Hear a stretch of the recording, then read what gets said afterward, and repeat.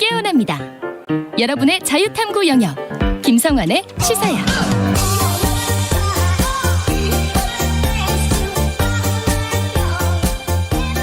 한 주 동안 있었던 뉴스 가운데 우리가 조금 더 깊이 들여다봐야 할 정치권 움직임 깊이 있게 짚어보는 시간입니다. 뉴스의 외전 늘 함께 하시는 패널 두 분 소개해드리겠습니다. 배종찬 인사이트K 연구소장 자리하셨습니다. 안녕하세요. 안녕하십니까. 김민하 시사평론가 모셨습니다. 안녕하세요. 안녕하세요. 네. 뭐 큰 뉴스들이 굉장히 많은 날이어서요. 오늘 얘기부터 좀 해야 될 것 같습니다. 국민의힘 윤리위원회가 이준석 대표에게 당원권 정지 6개월이라는 이 중징계를 내렸는데요. 집권 여당의 대표가 이런 윤리위원회에서 더 징계를 받는 것도 차상 초유의 일이고 그렇죠, 네. 이렇게 또 당원권 정지 6개월이라는 건 이거 굉장히 강한 징계 아니겠어요? 중징계죠. 중징계라고 네, 할 수 네. 있는데 이 정도 징계가 나올 거라고 혹시 예상하셨어요? 우리 시간을 통해서 예상드렸지 않습니까? 이준석 대표가 사면 초과다. 징계될 수밖에 없다. 이제 그런 상황이 전개됐던 거니까요. 네. 우선적인 것은 윤리위의 성격입니다. 윤리위라는 것은 뭐 수사 진행을 통해서 윤리위의 판단과 결정이 이루어지는 게 아니잖아요. 경찰이나 검찰이 아니다. 그렇다면 이준석 대표가 3시간이나 소명했지만 그거 뭐 우리 받아들이지 못하겠다. 우리의 정무적 판단은 이거다라고 이야기를 하는 것은 네. 말 그대로 정치적인 의도가 들어가 있는 것이니까 윤리위는. 그런 이유는 뭐냐. 미운털이 바뀐 거죠. 그러니까 지난 대선 것이다. 때부터 네. 지방선거 때 그런 상황에서 한 유튜브 방송 채널이죠. 가로세로 연구소인가요? 네. 거기서 이제 이준석 대표의 성상납 의혹을 제기하고 또 아이카이스트 김성진 대표가 그 부분에 대해서 또 주장을 하고 이렇게 되면서 이제 윤리위가 진행이 됐던 거죠. 그러니까 이게 또 이 특정 유튜브 채널의 의혹 제기만으로서 사실 윤리위가 일사불란하게 전개되는 것은 아닌 것이니까 네. 그만큼 배후 세력과 배경이 있는 것으로 그렇게 인식이 되고 있어요. 결과적으로는 뭐냐.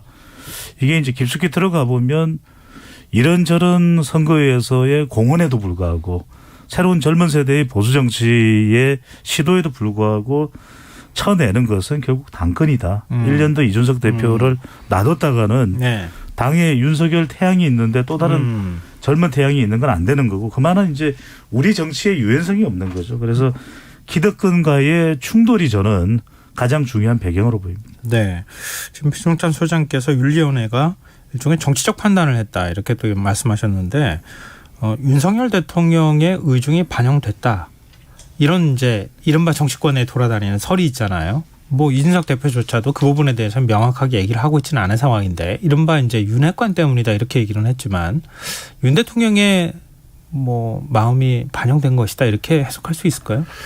윤석열 대통령 어떤 마음이 반영된 거냐가 핵심이겠죠. 예. 마음이 뭐 대통령의 마음이 뭐 아예 뭐 하나도 반영이 안 됐다 이런 거라기보다는 어떤 마음인 거냐. 제가 볼 때는 윤석열 대통령이 예를 들면 뭐 그 강모 변호사의 의혹 제기부터 시작해가지고 윤리 결정까지 뭐 다 이렇게 뭐 마음을 반영하도록 했다라고 보기에는 어려운 거고요. 네. 어떤 순간에 이제 윤석열 대통령의 의중이 작용한 부분이 있을 텐데 그건 이제 결정적으로 이준석 대표가 SOS를 쳤을 때 거기에 답을 안 한 게 저는 이제 윤석열 대통령의 마음인 거다. 그래서 이 당내 내용이 있고 이게 근본적으로 어떤 권력 간의 어떤 갈등 구도라는 거를 전제를 하면 윤석열 대통령이 그래도 이준석 대표랑 같이 좀 합을 맞춰봐라. 네. 라고 이 당 조직에 요구를 했으면 그거 받아들여졌을 텐데 그 얘기를 안 한 거죠. 그러니까. 네. 그렇지 않았기 때문에 지금 같은 상황이 가능했을 거다라는 추측은 하고 있습니다. 그런데 뭐 이준석 대표는 언론을 통해서 윗선 개입이 있었다. 그리고 또 이제 JTBC 보도도 좀 있었던 거 아니에요? 뭔가 시나리오 각본이 좀 짜여져 있는 상태에서 자신을 이제 일종의 찍어내기 하는 이런 과정이 있었던 것 아니냐 이렇게 의심을 하고 있는 것 같아요. 근데 그거를 그러면 대통령의 사실 태영이 하나라고 아까 말씀하셨잖아요. 배 수장께서. 네. 대통령이 그런 거를 이거는 아닌 것 같다 이런 메시지를 거꾸로 줬으면 아마 이런 상황이 안 올 수도 있었는데 그렇죠. 그렇지 않았다는 거예요. 그렇죠. 그러니까 이제 이렇게 볼 수 있을 것 같아요. 대통령이 개입을 해서 이준석 혼내줘라. 이준석이 이제 쳐낼 때가 됐다. 이렇게 개입하기보다는 네. 대통령이 이준석 대표가 당 내에서 이렇게 몰리는 상황을 차단할 수는 있었을 수도 있을 거예요. 네. 이거 지금 대통령 지지율도 떨어지고 있는 상황이고 그만하자. 집권 여당이 이래서야 되겠느냐. 여당이 흔들리는 거 바람직하지 설사 않다. 그렇죠. 뭐 이렇게. 문제가 있다 하더라도 사상 네. 초유의 일이잖아요. 윤리위에서 이 6개월 당원권 정지되는 중징계는. 네. 그렇다면 근데 어떤 조짐이냐. 저는 의중을 살핀 대통령이 이준석 대표를 구하지 않는구나. 라는 의중을 살핀 대통령과 가까운 친윤 이른바 윤핵관에서 이미 그런 조짐이 있었던 것이죠. 그러니까 박성민 비서실장도 당대표 비서실장도 사임을 했잖아요. 네. 그러니까 박성민 의원이 누구냐. 윤석열 대통령이 대구에 있을 때 네. 대구에서 검사로 재직하고 있을 때 인근 도시인 울산에서 구청장을 하면서 뭐 인연을 맺었다는 이야기가 있잖아요. 뭐 그래서 윤 대통령하고 직접 전화 통화도 할 수 있는 사이다. 뭐 이렇게 얘기하잖아요. 그래서 왜 이제 이준석 대표하고의 사이에서 가교 역할을 하기 위해서 박성민 의원이 갔는데 박성민 의원이 왜 사임하겠습니까? 아니 당 대표 비서실장이면 끝까지 당 대표를 사수해야죠. 제가 의원직을 걸고서라도 우리 당 대표를 사수하겠습니다. 그건 아니잖아요. 네. 그 다음에 또 공항에 나가서 영접 악수를 했지만 별다른 이렇게 뭐 교감하는 그것을 우리가 읽을 수는 없었잖아요. 그 이야기는 적어도 대통령이 당무에 개입하지 않겠다는 이야기는 이준석 대표를 구할 생각은 없었다. 뭐 개입해서 네. 이준석을 혼내주고 이런 거는 대통령이 했을 까닭은 없는 것이고 적어도 구해달라는 SOS에 대해서 대통령 좀 구해주세요. 그것까지 호응하지는 않았다고 봐야 되겠죠. 네, 뭐 구체적인 이준석 대표를 몰아내기 위한 시나리오를 대통령이 같이 머리 맞대가지고 짜가지고 뭐 이렇게 합시다 이렇게 하지는 않았겠지만 어찌됐든 간에 윤핵관이 그걸 주도했다고 하는 가정을 한다면 윤석열 대통령하고 이심전심이었을 가능성은 있었을 것 같다. 이 정도까지는 뭐 생각해 볼 수 있지 않을까 싶은데요. 지금 배 소장께서 얘기하는 걸 보면.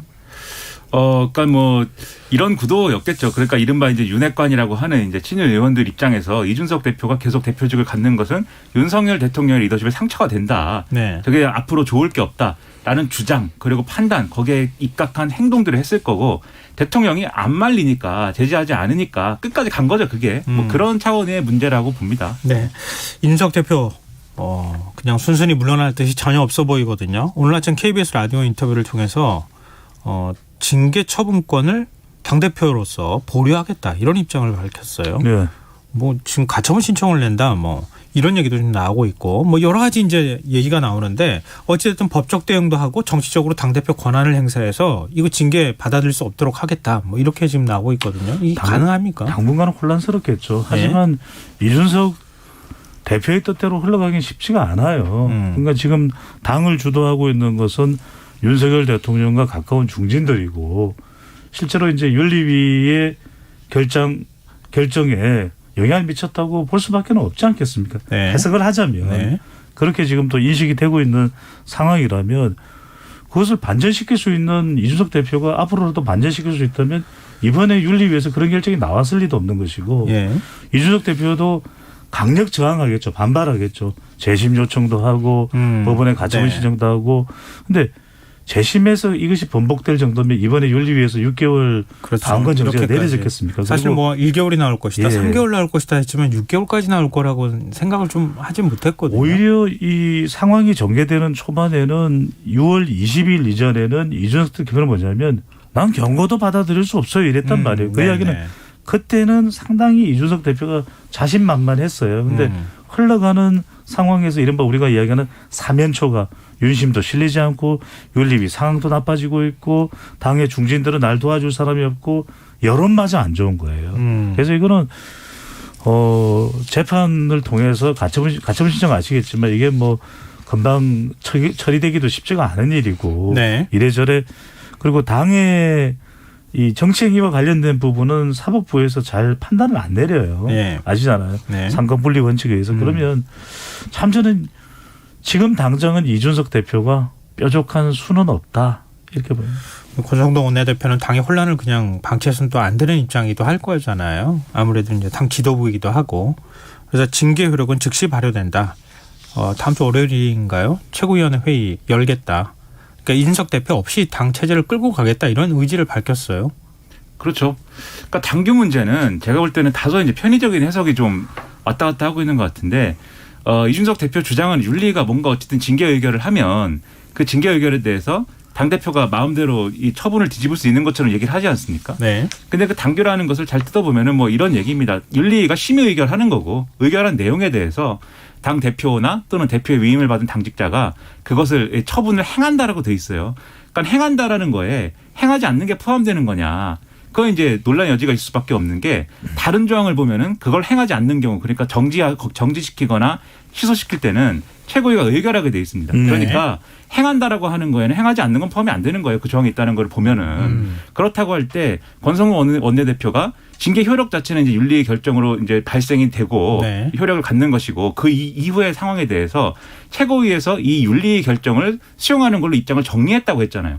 그럼 이 처분을 뒤집을 수 없는 것이죠. 네. 그렇게 봐야 되는 거고. 네. 그리고 뭐 가처분 간다 뭐 이렇게 얘기를 하지만 배 소장님 말씀해 주셨다시피 법원에서 정당 내의 어떤 의사 결정이라든가 정당 내에 이렇게 내린 징계 처분이라든가 이런 것을 우리가 이 사법부가 봤는데 이건 징계가 너무 과하게 내려진 것 같습니다. 또는 이유가 없이 내려진 것 같습니다. 이렇게 판단 안 하거든요. 그렇다고 봤을 때는 오늘 오전 아침까지는 딱 이준석 대표가 강경 대응하는 발언 막 쏟아냈는데 네. 권성동 원내대표가 이렇게 상황을 딱 정리한 이후에는 지금 잡혀있던 언론 인터뷰까지 취소하고 지금 메시지가 없는 상황이에요. 예. 그렇다고 하면은 좀 별뾰족한 수는 없는 거 아닐까라고 저는 생각을 합니다. 네. 그럼 당이 어찌됐든 간에 좀 혼란 속으로 빠져들 수밖에 없는 상황인데 그렇죠. 그럼 네. 그 이후에 전당대회 열어서 당대표를 새로 선출할 거냐. 뭐 지금 전당대회 당대표 물망에 오르는 사람들이 벌써 나오고 있는데 너무 뭐 뻔한 상황이잖아요. 어찌 그렇죠. 보면은 네. 안철수 의원이 뭐 자연스럽게 거론이 되고 있는 상황이고 뭐 권선동 원내대표나 최근에 이제 당내 또 개파그룹이라고 또 만든 김기현 전 원내대표 얘기도 나오고 있는 것 같고 이 지금 전당대회에서 차기 당대표가 일단은 남아있는 임기를 채워야 되는 상황이잖아요. 만약 그렇게 된다 하더라도. 그럼 그 다음에 또 2년이라는 기간이 남아있는 거거든요. 이거 어떻게 정리될 거라고 보세요?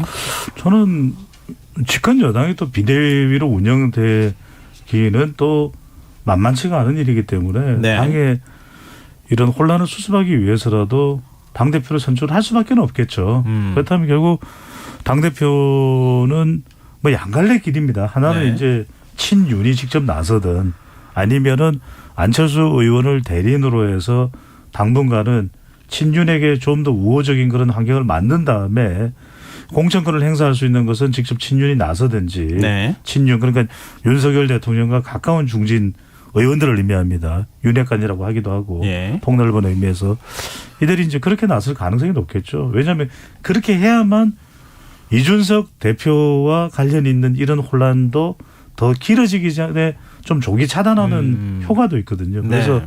빨리 당대표를 선출하는 쪽으로 움직임을 태세를 바꿔나갈 가능성이 높은 거죠. 뭐 이준석 대표가 어떻게 이걸 또 받아들일까 이것도 변수로 남아있긴 하지만 어찌됐든 지금 당은 빨리 좀 혼란을 수습해야 할 필요도 있긴 할 테니까요.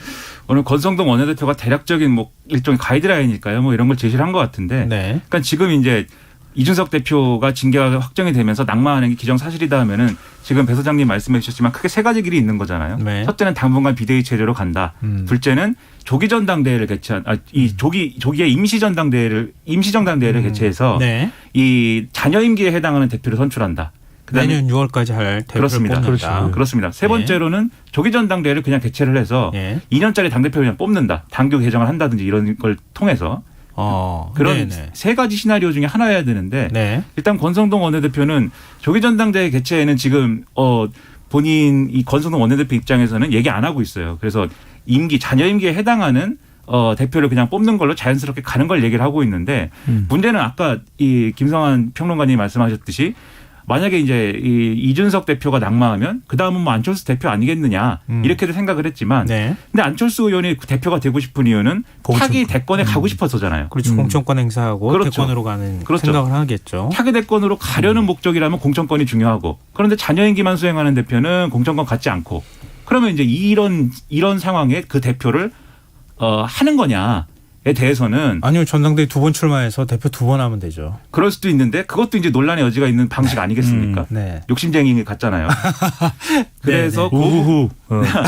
그 부분에 대해서는 안철수 의원 좀 잠시 있으시고 나에게 맡겨주세요라고 하는 당권자들이 또 있는 거죠.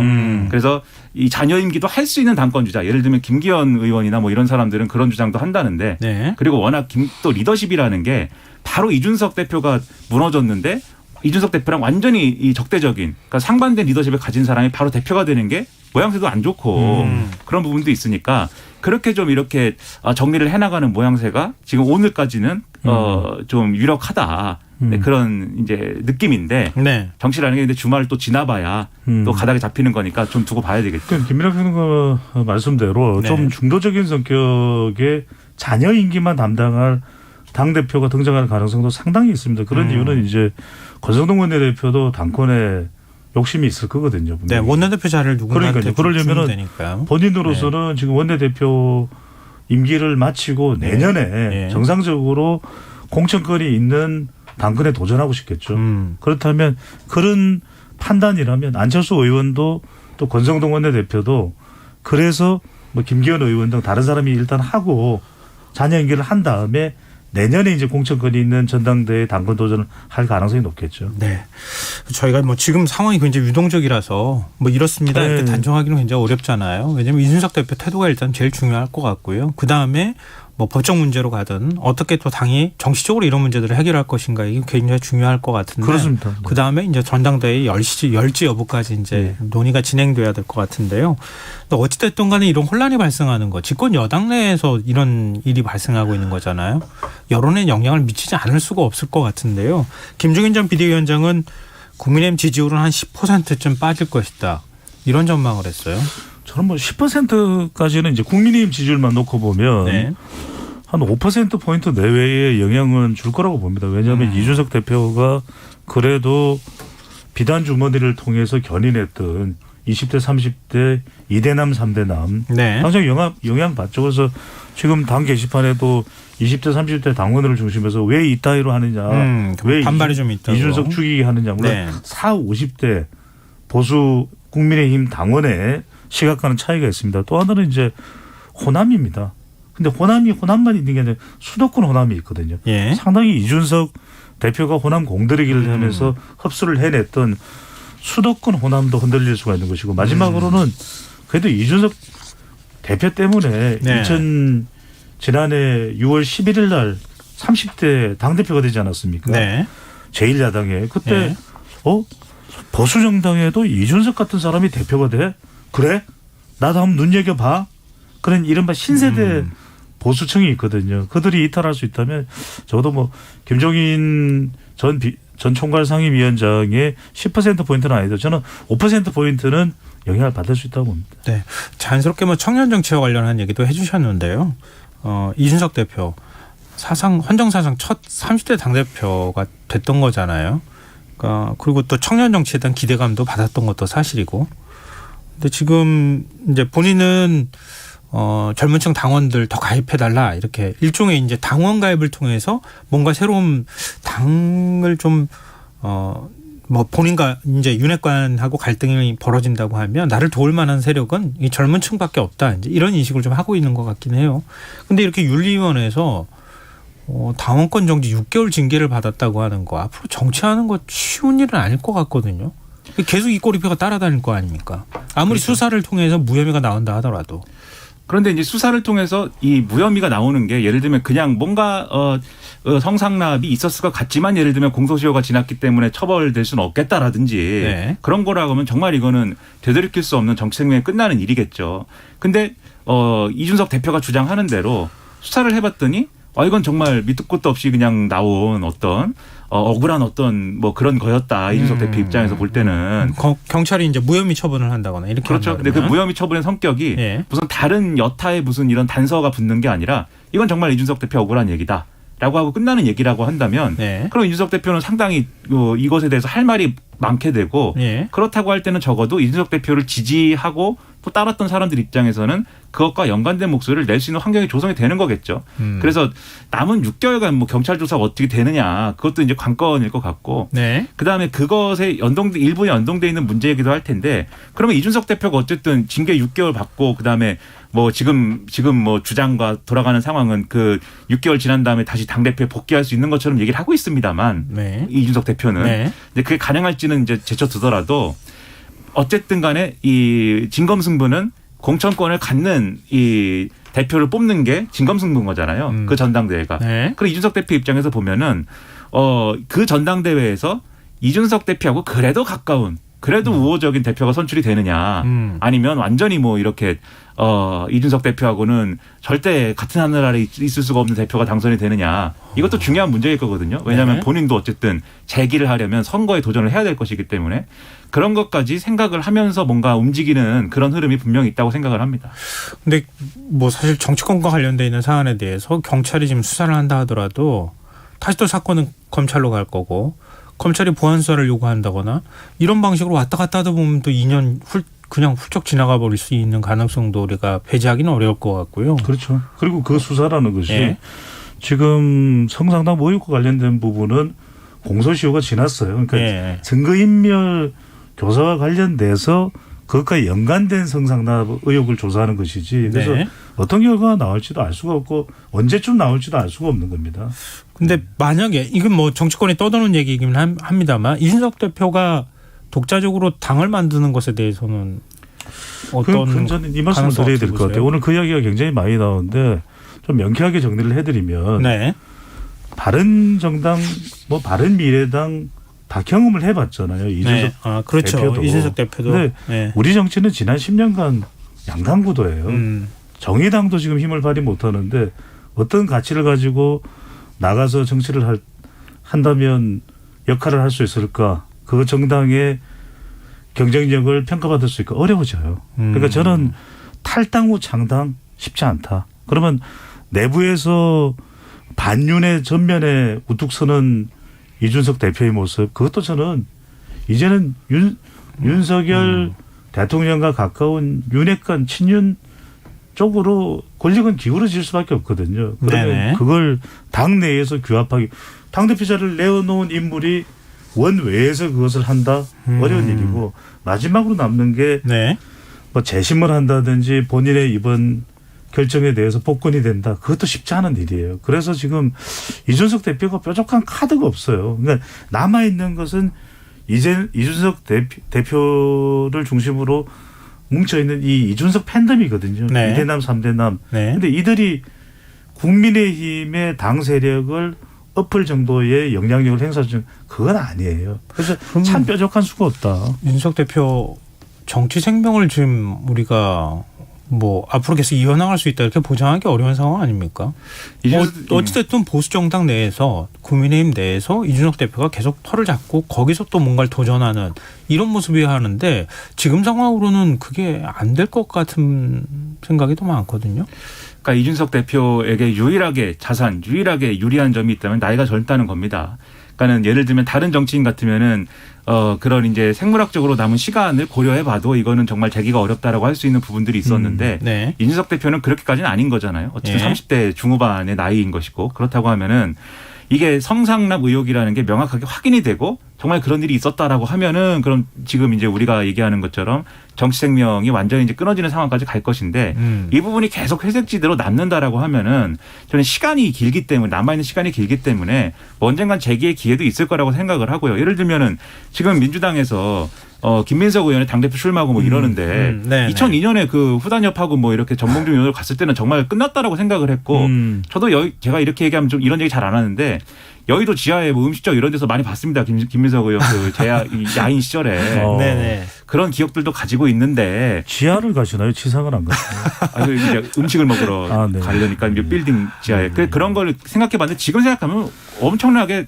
뭐 달라진 이상인 거잖아요. 예. 그런 일이 뭐 이준석 대표에게 뭐 불가능하다 이렇게 얘기하기는 어려운 거니까 네. 뭐 시간을 두고 봐야겠죠. 뭐 정치는 생물이라고 하는데 그걸 누가 알겠습니까? 근데 그럼요. 한참 뒤에 일이 될 것 같아서 좀 예. 걱정이 되기도 하는데요. 참 공교롭게도 선거를 이끌었던 여야 청년 정치인이 동시에 좀 위기를 맞고 있어요. 민주당 박지원 전 공동 비상대책위원장의 경우에 전당대회 출마가 무산이 됐고요. 네. 자신이 스스로 토사구팽 당했다 이런 얘기까지 지금 하고 있는데요. 이 문제는 어떻게 보시는지 궁금해요. 그럴 수밖에 없었겠죠. 네. 왜냐하면은 박지원 전 비대위원장이 된 것은 정치적 필요성에 의해서 지명이 된 것이지 네. 선출된 것이 아니거든요. 그러니까 여전히 이건 뭐냐 상당히 기득권의 벽이 높은 거예요. 아직까지 기득권의 벽이 현실 높다. 정치가. 네. 그러니까 MZ세대 정치인들이 MZ세대의 지지를 받는다고 해서 당에서 우뚝 설 수 있냐. 그게 아닙니다. 여전히 당의 주류는 40대 이상이거든요. 기득권이에요. 그러니까 굉장히 어려운 작업입니다. 그들의 지지를 어떻게 교묘하게 네.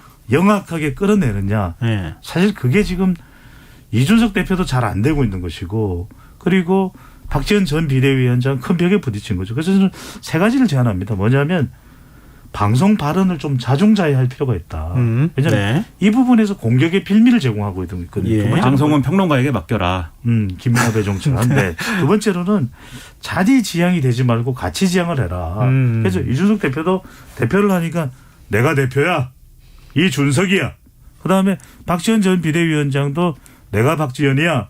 근데 이건 정말 이 구시대 정치가 걸어왔던 그 구태거든요. 자리라는 것을 강조하는 그걸 말고 가치를 지향하면은 오히려 더 많은 더 폭넓은 세력이 규합될 수가 있는 거죠. 마지막 짧게 말씀드리면 이게 결국 한편으로 또 보면 기득권입니다. 기득권이 그만큼 안 깨져요. 네네. 그러니까 참 청년 세대들이 진입하기는 너무 많은 벽이 높게 있는 거죠. 좀 안타까워하는 분들도 적지는 않아요. 그러니까 청년 정치인으로서 제대로 자리 잡으면 참 좋겠다 이런 바람도 아마 청년들 사이에서도 있을 것 같은데요. 그럼요. 또 역으로 생각하면 박 전 위원장이 스스로 좀 자초한 측면도 있다 이런 비판 목소리도 좀 있기는 한 것 같아요. 김민하 평론가는 또 박 전 위원장 문제가 민주당에 어떤 영향을 미칠지까지 포함해서 어떻게 보시는지 이번 사안. 이게 참 이 청년 정치인이 이제 없을 때는 청년 정치인이 필요하다고 막 얘기를 하면서 이제 청년 정치의 중요성을 얘기를 하는데 네. 근데 과거에 이제 소위 말하는 청년 정치 사례들 생각을 해보면은 별로 권한도 안 주고 그리고 이제 거기에 대해서 그것 때문에 일어난 여러 가지 상황에 대해서 별다른 책임을 묻지도 않았어요. 그리고 그냥 그렇게 순간순간 그냥 잊혀지는 바람처럼 그냥 뭐 없어지는 그런 청년 정치인들이 많이 있었는데 네. 이번에 이제 이 두 사람의 특이한 점은 권한을 많이 준 것처럼 뭐 하는 모양새를 갖췄지만 별로 권한을 실제로는 많이 주지 않았는데 그런데 책임을 묻는 거에 있어서는 모든 책임을 다 기성정치인만큼 묻고 있는 느낌이 들거든요. 제가 볼 때는. 네. 그러니까 이거는 무슨 뭐 제도나 무슨 권한 이 문제가 아니라 이게 대중의 반응이라든가 또 정치인의 어떤 대하는 이들을 대하는 태도라든가 그런 걸 볼 때 거의 예를 들면 이준석 대표 적대하는 일부 의원들의 태도라든지 박지원 전 위원장을 비난하는 국회의원들의 태도는 자기랑 급이 비슷한 국회의원들 비난할 때랑 똑같이 하면서 뭐 청년 정치인이라고 우리가 봐줘야 되냐 뭐 이런 식인 거잖아요. 예. 그래서 저는 그런 부분들은 상당히 아쉬운데 다만 말씀하셨듯이 지금 박지원 전 위원장이 하고 있는 주장들 비대위원장이 될 때는 내가 피선거권이 있었는데 그게 어디로 갔냐 뭐 이런 식의 네네. 제가 볼 때는 당 운영과 제도와 그리고 당규에 대한 굉장한 오해가 있어요 지금. 그 박지원 전 위원장이 맞는 얘기가 아니거든요 그 얘기는. 그럼 그런 것들을 주변에서 도와주는 사람들이 이건 이런 거고 저건 저런 거다. 그러니까 최소한 어떤 당의 운영의 원칙에 맞는 얘기를 하자라고 바로잡고 도와주고 이걸 해줘야 되는데 지금 그런 것들이 이루어지지 않고 있음이 굉장히 명확해 보여요. 하고 있는 네. 주장들을 보면. 네. 그럼 그런 것들은 근본적으로 그런 일은 왜 일어나고 있는 거냐. 민주당이라는 이런 조직하고 박지원 전 위원장이라고 하는 상징적인 인물 사이에 완전히 신뢰가 없어져 버린 상황이기 때문에 그런 현상이 일어나는 거거든요. 네. 이 신뢰를 다시 구축해서 박지원 전 위원장이 제 역할을 할 수 있도록 만들어줄 책임이 여전히 저는 기성 정치인들에게 있다고 생각하고 이번에 어제 이제 공격을 막 받았다고 해서 유튜브에 네. 의해서 네. 박지원 전 위원장이 피해를 호소를 했는데 다행히도 제가 보니까 오늘 민주당의 주요 정치인들이 거기에 대해서 이건 정말 안 된다. 민주당의 자산을 지키자. 네. 이렇게 나옵니다. 그런 부분에 대해서는 적절하다. 뭐 그렇죠. 그런 태도를 계속해서 가져가면서 신뢰를 회복을 해야 됩니다. 네, 알겠습니다. 자, 지금 여러분 기성 KBS 1라디오 김성환의 시사를 듣고 계십니다. 뉴스알 배전 김민하 시사평론가 배종찬 인사이트 K연구소장 두 분 패널과 함께하고 있습니다. 이제 화제를 좀 바꿔보죠. 사실은 지금 국민의힘이 이렇게 흔들리고 있는 상황이기도 한데 네. 윤석열 대통령 지지율도 흔들리고 있는 상황이 발생하고 있어요. 직무수행 지지율이 취임 2달 만에 40% 아래로 지금 떨어졌다. 이런 여론조사 결과가 잇따라 나오고 있는 상황인데요. 30% 되죠. 네. 40% 아래로 떨어진 네. 거죠. 그러니까 30%대가 나오고 있는 건데요. 한국갤럽 조사를 김민하 평론가께서 간단하게 정리를 좀 해 주시죠. 한국갤럽이 지난 5일부터 7일까지 4일간 전국 만 18세 이상 1,000명을 대상으로 조사를 했는데요. 네. 윤석열 대통령이 직무수행 잘하고 있다는 답변은 응답자의 37%였습니다. 지방선거에 이제 국민의힘이 승리한 직후에는 긍정평가가 53%였는데 네. 한 달 만에 한 16%포인트나 빠졌다. 이런 분석 결과인 거고요. 반면 국정수행 잘 못하고 있다라는 응답은 응답자의 49%로 나타났는데 부정평가가 같은 기간 16%포인트 상승했다라는 겁니다. 그리고 다른 조사에서도 마찬가지 흐름, 이른바 이제 언론이 표현하는 데드크로스 이런 이제 이름이 붙여져 있는 그런 흐름이 나타나고 갤럽 조사에서도 나타난 것이기 때문에 네. 그래서 이제 상당히 이제 우려되는 그런 상황인 거고 이런 이제 수치라고 하는 것은 전직 대통령들하고 비교를 해도 눈에 띄게 낮다라는 분석입니다. 그래서 박근혜 전 대통령의 경우에는 이른바 정윤회 문건 사건 이때 이 40% 아래로 긍정평가가 최초로 이제 떨어졌었는데 이때가 이제 취임 1년 10개월여 만의 시점이었는데 네. 지금 그런 것하고 비교해 보면은 상당히 윤석열 대통령의 지지율 하락 시점이 굉장히 빠른 거죠. 네. 이게 더 치명적인 부분은 윤석열 대통령이 잘하고 잘 못하고 있다라고 평가하는 응답자의 25%가 이유를 인사로 꼽고 있고 네. 그다음에 경제, 민생 문제로 꼽고 있기 때문에 네. 이게 치명적인 대목이다라고 저는 생각을 하고 여론조사의 자세한 내용은 중앙선거 여론조사 심의 홈페이지에 있다고 합니다. 네. 최근에 이제 인사 문제도 꼽혔던 것 같고요. 민간인이 나토 정상회의에 동행했다 이런 논란도 있었고, 지금 8촌이라고 하죠. 네, 6촌이라는 이야기도 외가의 6촌이니까 8촌이다라는 얘기가 네, 그렇게 또 표현하던데. 8촌이 채용한 문제도 좀 나오기도 하고 이런 가운데 지금 이제 사정 정국이 시작됐다. 네. 국면 전환을 시도하는 거 아니냐. 이런 얘기가 지금 다 뒤죽박죽 섞여 있는 상황이에요. 배종찬 소장께서는 왜 이렇게 지지율이 떨어지고 있는지 분석을 좀 해 주시죠. 우선 지지율의 대통령의 국정수행 평가의 세 가지 특징입니다. 예. 지금 아직 임기 2달이 안 됐습니다. 네. 그렇죠. 그렇죠. 아직 오늘이 8일이기 때문에 임기 2달이 안 됐는데 첫 번째로는 데드크로스예요. 예. 부정이 긍정보다 높습니다. 그리고 또 하나는 뭐냐면 지금 한국갤럽 조사는 부정평가가 49%지만 그 외의 다른 조사는 대체적으로 절반 이상이 부정평가입니다. 세 번째는 뭐냐. 투표 후회청이 발생한다. 투표 후회청은 뭐냐면 지지율이 지금 긍정평가가 37%라는 것은 김민하 평론가도 알잖아요. 이번 대선에서 윤석열 대통령이 얻었던 득표 몇 %입니까? 잊어버렸습니다. 네. 왜 이래요? 48%거든요. 네네. 집중해 주세요. 48%인데 지금 37이면 득표율보다도 11%가 낮은 것이거든요. 네네. 그 얘기는 뭐냐. 투표한 사람들마저도 PK, TK 60대 이상, 60대, 70대 이상 가정주부층까지도 투표를 했던 사람들도 윤 대통령에게 이탈이 되고 있는 것이죠. 네. 김민하 평론가 마지막 말씀 듣고 정리를 해야 될 것 같아요. 지금 전체적인 여론조사 여론의 흐름은 설명해 주셨으니까요. 왜 이런 현상이 발생했는지에 대해서 집중해서 말씀을 좀 해주시면 좋겠네요. 아까 제가 말씀드렸듯이 인사 문제하고 경제 민생 문제 이렇게 이제 주요하게 부정평가의 어떤 근거로 나오는데 네. 최근에 이제 인사 문제라고 하면은 그냥 자격이 없는 사람들을 썼다를 넘어서서 대통령이 인사를 쓰는 기준이라든가 이런 원칙이 너무 편의적이고 자의적인 거 아니냐라는 지금 공감대가 있는 것 같아요. 그런 것들이 어떤 경험 부족의 문제라든가 그리고 저렇게 인사를 하는 것은 예를 들면 수사기관을 장악하기 위해서 아니냐라든가 아직도 검찰총장의 옷을 못 벗은 거 아니냐라든가 이런 평가로 이어지다 보니까 그러면 경제 민생에는 별 관심이 없는 건가 이렇게 되는 거거든요, 얘기가. 네. 그래서 이게 안 좋은 흐름이기 때문에 인사의 문제에 대해서 지금까지 잘못한 거에 대해서는 이 국민들에게 이거는 정말 국민들 지적이 맞다라고 하는 그런 대응이 있어야 될 걸로 보이고요. 그리고 명확하게 이제부터는 경제 민생 문제이다라는 걸로 가야 되겠고 그리고 아까 이제 김성환 평론가님이 최근에 이제 전 정권의 문제에 대해서 이렇게 드라이브가 걸리고 있는 거에 대해서 이런 어려움을 이제 돌파하기 위해서 나름대로 이제 사정 정국을 기획해 가는 거 아니냐라는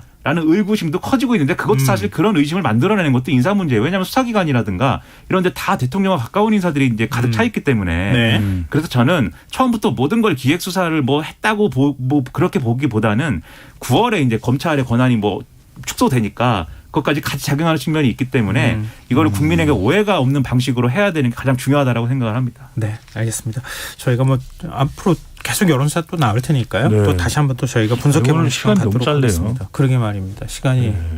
근데 평소 시간하고 비슷해요. 네, 오늘 여기서 마무리하겠습니다. 뉴스외전 지금까지 김민아 시사평론가, 배종찬 인사이트 K연구소장 두 분 패널과 함께했습니다. 고맙습니다. 고맙습니다. 고맙습니다. 네, 김성환의 시사 오늘도 청취자 여러분들의 시사일지라는 주제로 문자 받고 있는데요. 윤기수님께서 가정주부 30년 차입니다. 아이들 다 키우고 집에만 있다 보니 점점 폐쇄적인 성격으로 변하더라고요. 세상과 소통하려고 시사를 공부하고 시사 라디오를 즐겨 듣고 있습니다. 시사야 청취율 조사 파이팅입니다. 이렇게 문자 주셨습니다.